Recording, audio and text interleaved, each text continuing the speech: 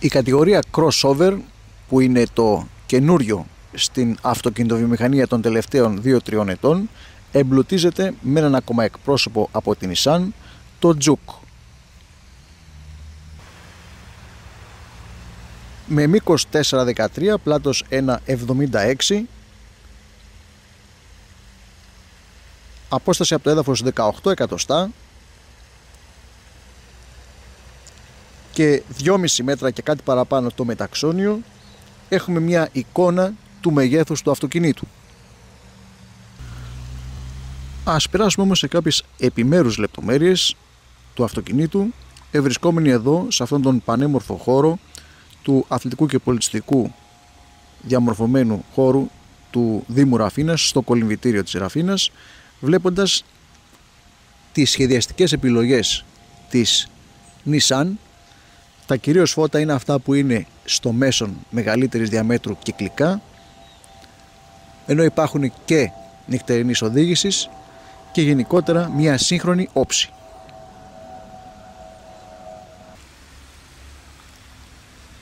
Συνεχίζοντας την ξενάγεσή μας στις λεπτομέρειες, 255, 15, 17 ετσών η πίσω τροχή με δισκόφερνα παντού, ενώ το τονισμένο νεύρο του πίσω φτερού δίνει και μια σπορ αίσθηση.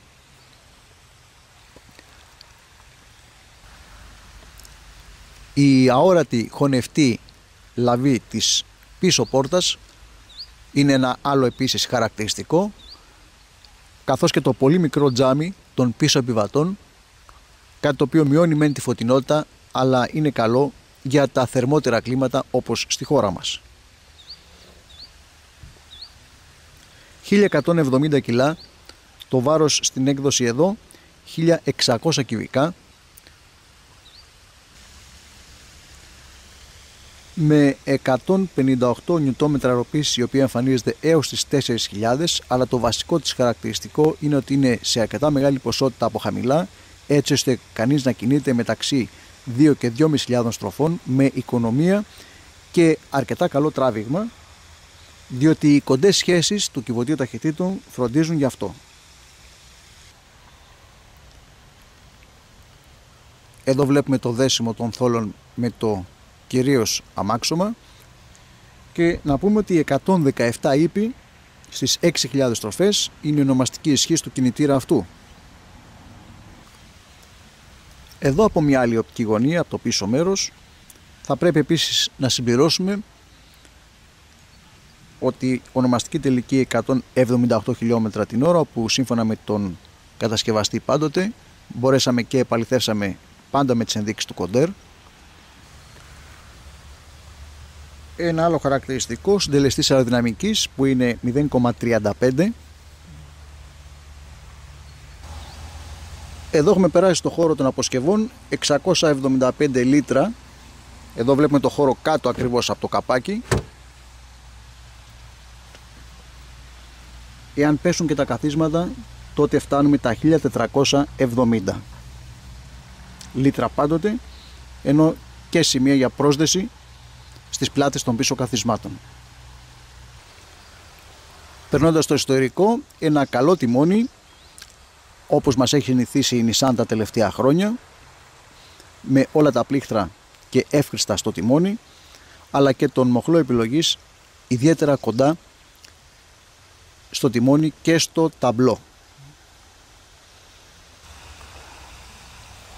Αρκετά καλή πλευρική στήριξη, θα μπορούσε να είναι και λίγο καλύτερη. Υπάρχει όμως άνεση στα μεγάλα ταξίδια, και να σημειώσουμε εδώ ότι είναι ένα αυτοκίνητο που μπορεί να τα κάνει όλα. Άλλωστε εκεί στοχεύει και η κατηγορία crossover. Ένα αυτοκίνητο που μπορεί να κάνει πολλές δουλειές. Βλέπουμε τις θήκες στις πίσω πόρτες και για μεγάλα μπουκάλια. Ο χώρος για τα γόνατα με τέρμα τραβηγμένο το κάθισμα του συνεπιβάτη. Με το 2,5 μέτρων μεταξώνιο θα μπορούσε να είναι και λίγο καλύτερο.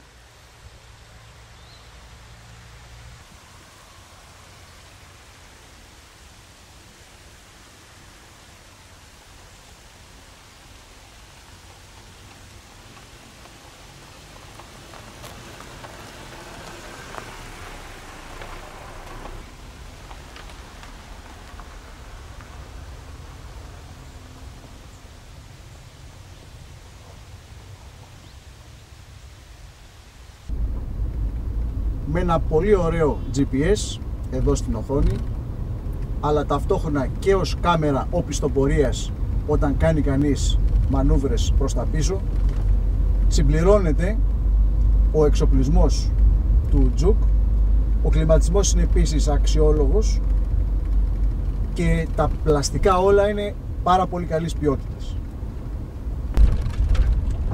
Τα 147 γραμμάρια διοξειδίου του άνθρακα ανά χιλιόμετρο είναι ένα από τα δυνατά σημεία του Nissan Juke σε σχέση πάντα με τον ανταγωνισμό σήμερα. Επιπλέον έχει 6,4 λίτρα κατανάλωση σύμφωνα με τα δεδομένα του κατασκευαστή, κάτι το οποίο πλησιάσαμε αρκετά, θα έλεγε κανείς.